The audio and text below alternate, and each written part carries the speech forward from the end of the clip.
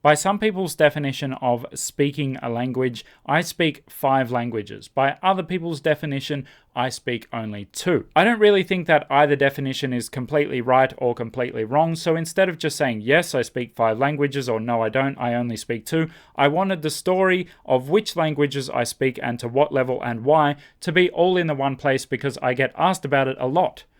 I can't think why. Okay, so the simplest way that I can think of to do this is to go through each language that I speak or don't speak and explain how it is that I speak it or don't speak it, and how much of it I still speak or don't speak today. Also, I'm very happy to tell you that this video is brought to you by LingoPie. Now, spoiler alert, sorry, I know you were all on the edge of your seat to find out what language was the best in my polyglot story or whatever, but Spanish is already my 3rd best language, and mostly that's due to the fact that I've learned how important comprehensible input is, and LingoPie is an amazing place to get comprehensible input in up to 8 different languages. The keywords there being interesting and comprehensible. Now, of course, there are other places to get input, but even if it would otherwise be interesting, it's very hard to remain interested if you can't understand what's going on. But LingoPie is specifically designed for language learners, so there are some really nice features to make sure whatever you watch is comprehensible at any level. For example, the transcript on the side of the screen that you can toggle on and off, it's much more than just a transcript. It's almost like an interactive lesson that uses the material you're watching to teach you not just words but phrases in their context. So you're not just watching stuff and hoping that you pick it up, but you're also not just being given words and told to memorize them. It's also super easy to make and review flashcards on the platform itself, and the flashcards include a clip of the context that the word was taken from.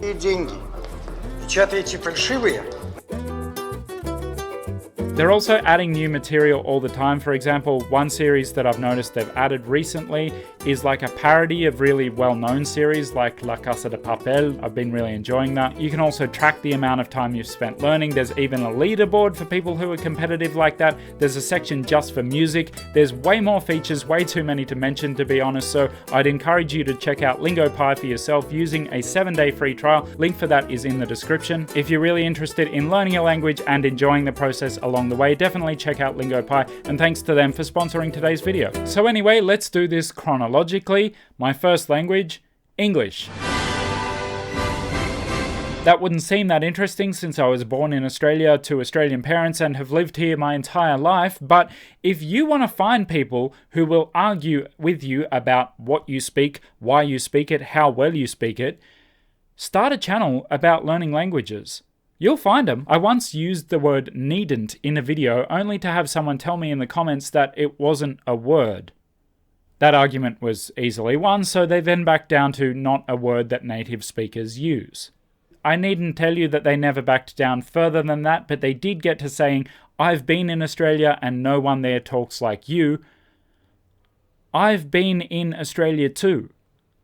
I've been in Australia for the last 35 years and I've met at least one person who talks like me. Handsome fella too. So yeah, I may sound weird to some people, and some people to this day argue with the fact that I am a native speaker, but that is how I learned English. If you want to take issue with how I speak English, please do so. It makes for funny videos. Language number 2, German. I studied German for my final 4 years of school, and like every student who studies a language in high school, I came out of that experience completely fluent and lacking nothing in my German abilities. I jest. In fact, when I finished school, I could only speak German if I was asked certain questions in German, and so long as the answers didn't have to be completely true, because due to the fact that speaking exams existed, and only due to that, I had memorized a bunch of facts about my life, such as my dad being a doctor, which he was not, but I had to say that because I didn't know how to say what he actually was, which was a drug kingpin. Anyway, that was 20 years ago and was the last time I had any serious involvement with German, but I do want to clarify 2 things. 1, it was not my school or my teacher's fault. People are often very quick to point the finger at these things. They say, oh, they don't interested the student and blah, blah, blah. I wouldn't have been interested no matter what happened. I could only ever be interested in the things that I was already interested in. I could not be motivated by marks. And by marks I mean grades, not money. And 2, at one point in my second last year of school, I could actually converse in and understand everyday spoken German as it was spoken in Germany. And I know this because we went to Germany, like as a school, on an excursion to Germany. It was an expensive school, okay? I told you, my dad was a drug kingpin. But if you want to learn a language, I don't recommend this method of immersion, going to a foreign country for only 16 days with 35 other people who already speak your language, most of whom are younger than you and who don't speak any German. Like, we didn't speak much, but they spoke almost none.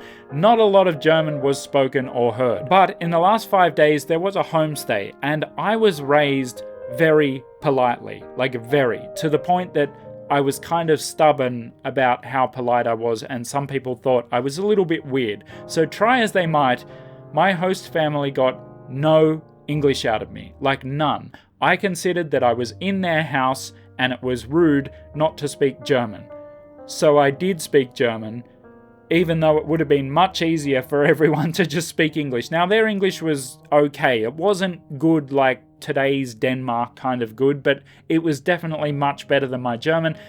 But we just spoke German because I insisted on it, and because I didn't know the proper conjugations for the polite form of you, that is Sie, I just called them du the whole time and just thought, well, they better understand. So don't know how polite I actually was, and it worked. Even though there were only like 3 to 4 days where I genuinely had more German than I did English, that still amounted to more hours of meaningful input than the previous 3 years combined of German. And on the last day that I was there, I dreamt in German. Did you know that dreamt is the only English word that ends in MT? Of course, I probably wasn't really very fluent or proficient by my current standards of speaking a language, but I remember a couple of instances on that trip where I would finish a 10 or even 20-minute conversation and become conscious that it had been German from them, and German had gone into my ears and into my brain, and I'd formed a German thought in response and then spoken that, and that had been understood by the speaker. And if you grew up monolingual like I did, the first times this happens, it's weird. And I've spoken to dozens of people over the years who would use this as the main indicator of whether you can actually speak a foreign language. It sounds solid, and I'm not saying that it is straight up wrong. It does feel like you're pretty fluent in the language when that happens, but my issue with it is that it can happen a lot sooner than you think, and by that definition, I really do speak 5 languages, and with half a day's practice, I could probably do it in Norwegian and throw 6 in there. And before you say, well, that's cheating, I completely agree with you, and that's my entire point here.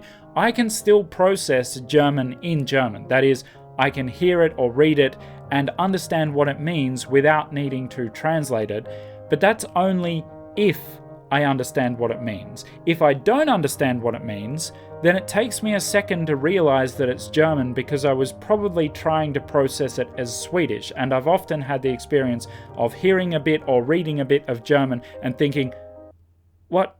And then going, oh, German, that's why I'm having trouble here. So if I were claiming to speak German using that constant cycle definition, I would be forced to admit that I can only do that because of my Swedish.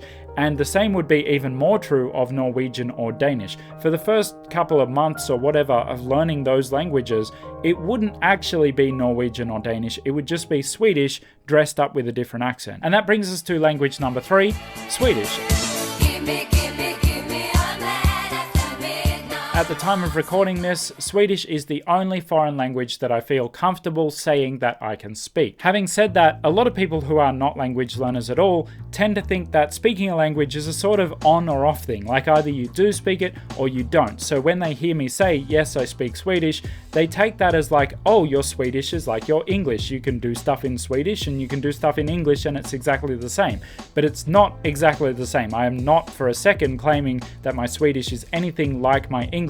If we look at it mathematically, it would be ridiculous to make such a claim. I've been learning Swedish for 6 years, which we're going to see later is not actually 6 years, but even if we were to assume literally full-time Swedish for those 6 years, I've drawn this graph showing the amount of time that I've had to learn English and Swedish. This assumes perfectly full-time Swedish for 6 years. By the same measure, this represents the amount of time I've spent in English. But for the sake of this video, I did some maths, and that's right, we say maths with an S, MS because it's short for mathematics, and I don't think the amount of time that I've spent on Swedish would work out to more than 40 minutes a day, which means a maximum of 1,500 hours. So now to put those 1,500 hours on a graph versus the time I've spent in English, which I'm going to take as being 5 hours a day, here is English and here is Swedish.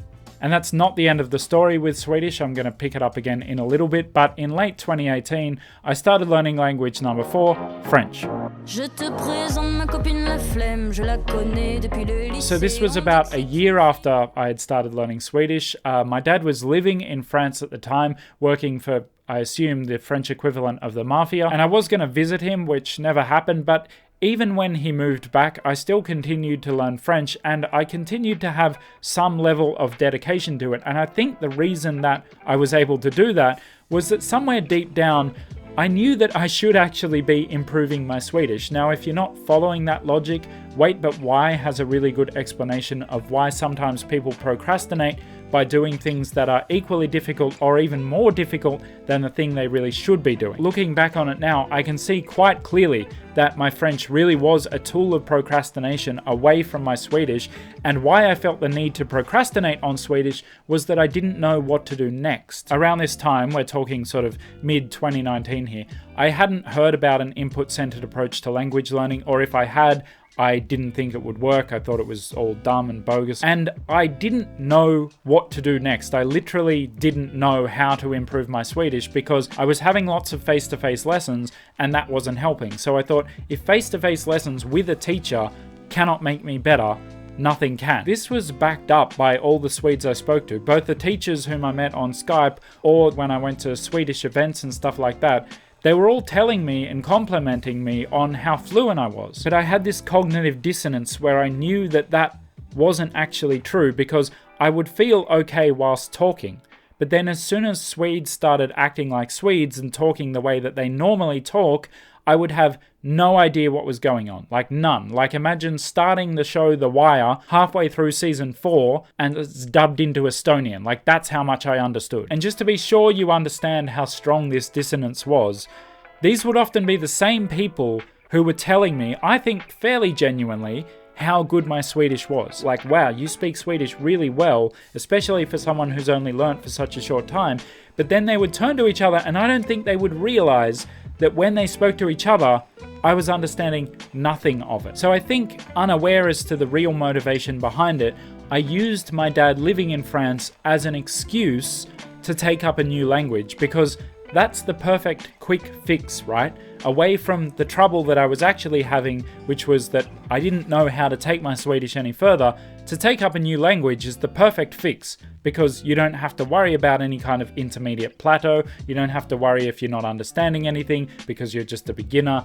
I didn't realize that I was heading down exactly the same path with French. So for more than 2 years, I kind of held up this illusion for myself that like, yeah, I'm pretty fluent in Swedish actually, but also it's just getting a little bit better while I really work on French and then I'm going to be fluent in French. But for those 2 years, my Swedish really didn't improve. I have to admit that I kept going to cafes, like Swedish cafes in Sydney and Easter lunches and stuff, and the situation never improved. Whenever they spoke to each other, I couldn't understand what was going on, but at least then I had this excuse of like, oh, my Swedish would be better, but I've been working on French. I didn't want to admit to myself that I actually had no idea how to fix this problem. So it was over 3 years of learning languages for myself, so not including the German at school, before I came across an input-centered approach to language learning, which, to summarize very roughly, says something like this. You can study useful words and phrases and hope that you study enough of them to say what you need to. This is called skill building. Or you can just throw yourself in the deep end and try to get your message across in whatever amount of the language you already have. CECIL, which stands for speak early, speak a lot, that's what I was doing. But the main way your brain will actually be molded to naturally speak the language correctly is through repeated exposure to the words and patterns that are found in the language. And the more exposure you can get to correct patterns and many different permutations of those patterns, the less you'll want for words and phrases as you speak, and the more the language will just appear in front of you as you're having the very thought, as if you're having the thought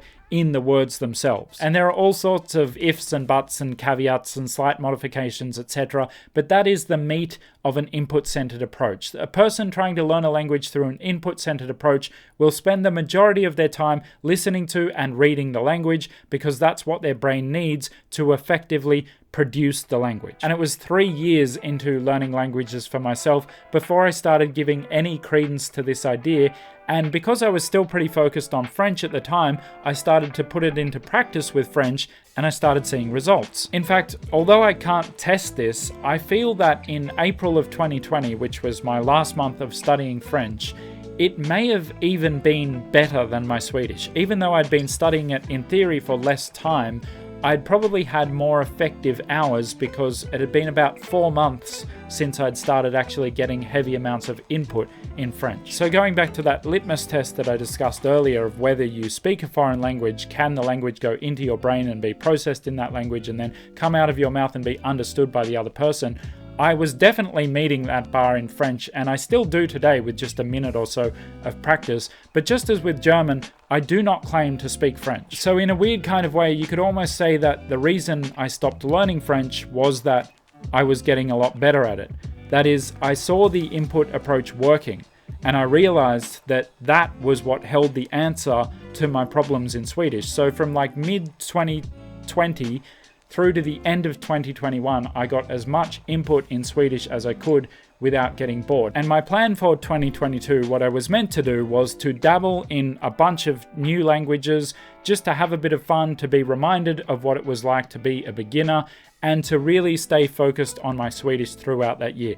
And it worked in that although I didn't actually do the dabbling bit much, I did a tiny little bit of Russian that I don't claim to speak at all, but I did at least stay somewhat focused on Swedish. I didn't go all in on another language. I would watch a Swedish TV series here, read a book or listen to an audiobook there. So it sort of worked, and at the end of 2022, language number 5, Spanish, came along.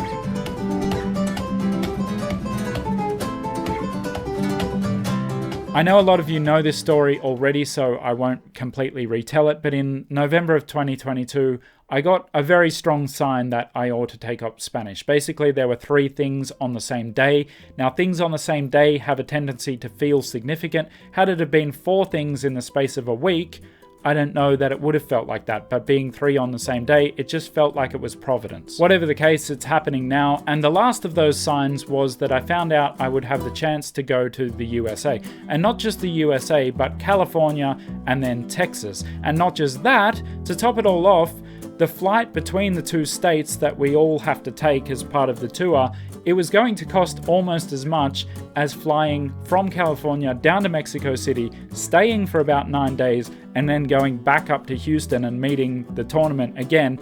It just felt like that's what I should do. Even though before this I'd never had any interest in learning Spanish, I had actually always had an interest in Mexico before I was interested in languages at all. I like the music, I like the food. Since I have become interested in Spanish, I've also had long-term English students from there.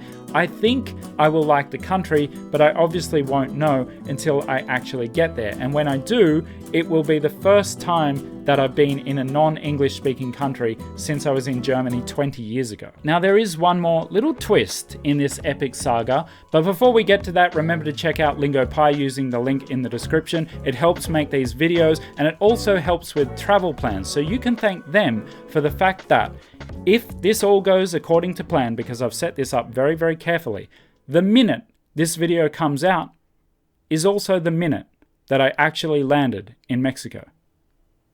I'll see you there. Sponsored by LingoPie. Poi. Papoy. No. Papoy.